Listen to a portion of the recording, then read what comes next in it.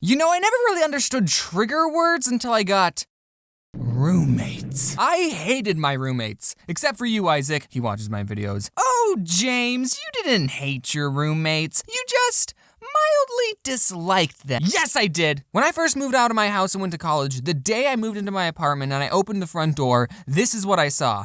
Keep in mind all the buildup that has gone into this moment. First, I had to get accepted into the school, then pick my major and classes. Then I had to find an apartment close to the school and get everything set up there. Then I had to pack everything up into a suitcase, kiss my dogs goodbye, and then be all on my own for the very first time. I opened the door to where I'd be living for the next 8 months, and this is what I see. Someone sleeping on a couch. He was wearing some bright fast food employee uniform. The TV is on. There's a Halo 5 poster hanging on the wall. The sink, counter, and table is full of dirty dishes. There's a big industrial-sized trash can that is overflowing. Inside the fridge, there is an empty box of Dr. Pepper, a bottle of ketchup, and a jumbo Costco-sized pack of hot dogs.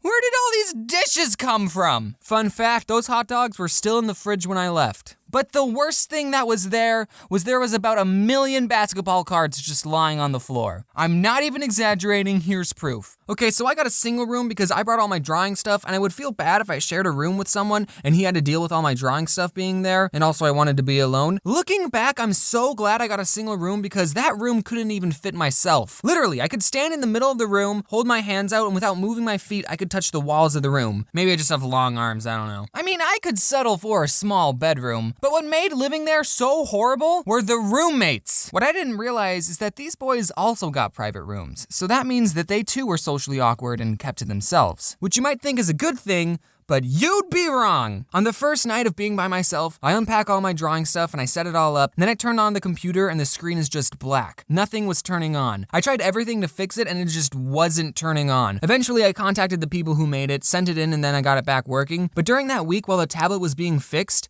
like seriously, no joke, that was probably the worst week of my entire life. I'm being serious. Making comics and YouTube videos was what kept me sane. And that first night of being on my own and my tablet broke, I cried, guys. I couldn't even eat food, I was that sad. I hit rock bottom. I remember just watching Captain Sparkles and Game Grumps highlights all day. But then the day I got it back, I was a drawing machine. I posted a comic the very same day. So let's spend the rest of this video talking about these previously mentioned roommates I had. The first person I need to talk about is Isaac. He was the only one that I like, and he's also the only one I told that I made YouTube videos. Now this boy wore Obey hats, he vaped, and he said stuff like, "That's dope." But you wanna know why I liked him the most? Because he did the dishes! Like, me and him did the dishes. It wasn't just him, okay? I'd probably never become friends with him in any other circumstance. Just wanted to say that he was the cool one. I like him. Hi, Isaac. I miss you. I was looking at this post on the internet, and it was where the old memes are today. And for the after picture for the Scumbag Steve meme, it looked exactly like my roommate, who I'll just make up a fake name for, Steve for convenience. I'm pretty sure I was roommates with a meme. Just put a fedora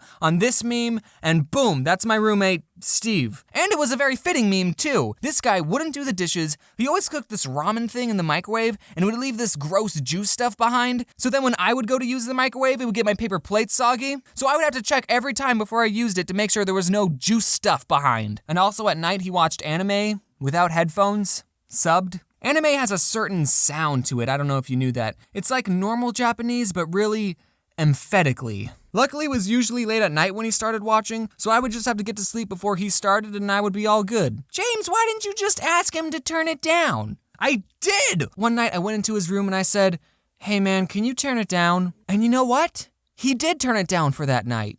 That night. That one night. The very next night, but you know, he wasn't too bad. He would spend most of his time in his room playing video games, and I would spend most of my time in my room drawing. So except for the microwave juice thing, we didn't get in each other's way too often. Here's actually a funny story. So when I was filming the part in the vegan video when I crumpled up Oreos over Reese's Puffs, Steve walked into the kitchen and he saw me filming this sugary vegan concoction, and I just said to him, "Don't ask."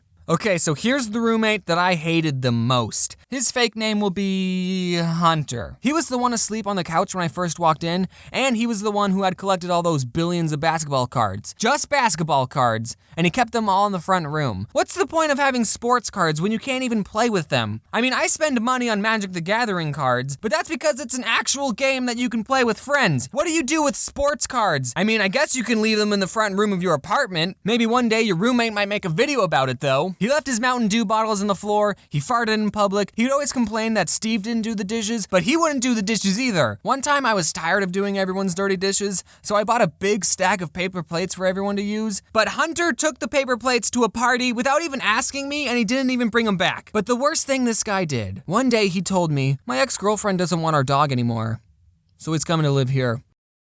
What? So this boy wants to bring a dog in an already very small, cramped apartment. I couldn't believe this. The dog's name was Snoopy and I loved him. Hunter would put him in his kennel at night, but one night I was like, hey Hunter, Snoopy can stay with me if you want. And then boom, from that day forth, I was the one taking care of Snoopy. Snoopy would now sleep in my room, I would be the one who took him out for walks, and I fed him slices of lunch meat. What was great was that when I would go into the kitchen and Hunter would be watching TV, he would call for Snoopy, Snoopy, Snoops, Snoops. But he wouldn't come. This dog would follow me everywhere. And then one day Hunter said, hey, do you just want to have Snoopy? I was going to get rid of him. And then I said I would take him. And then later that same week, Hunter moved out. He took all the toilet paper too. He basically gave me a dog. And of course I loved that dog, but we lived in such a small space and I was always busy with school and drawing. I knew these weren't the best conditions for a dog to live in, and I'm pretty sure my apartment didn't even allow pets. So I asked people I knew if they wanted Snoopy, and my grandma got one of her friends to take care of him. So I dropped Snoopy off and I've never seen him since.